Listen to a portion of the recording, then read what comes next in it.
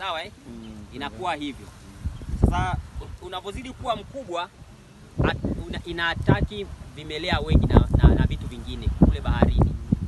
Kwa hiyo standard tunasema kwamba ikiwa imefikia at least kuanzia kilo moja na robo ili uwe safe. Maana ikishapitwa na magonjwa hapa, hizo ICS zikiingia hapa ikikuwa hii na hii ikikuwa zinakutana, kwa hiyo ule ugonjwa unatembea haraka sana.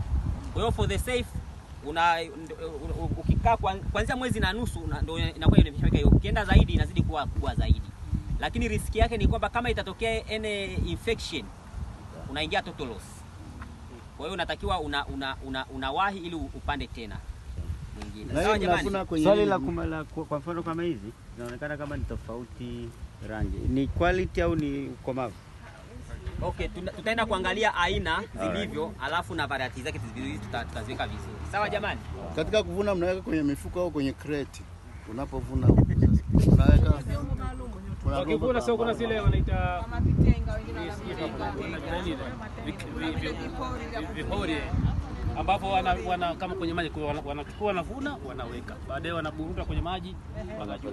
Yuko kuna kwa kama magari ya ng'ombe au mtu na wengine wanakuja kama vile keri gari wanapakia. Na kukausha mnaanika turubali. Kukausha ni changamoto.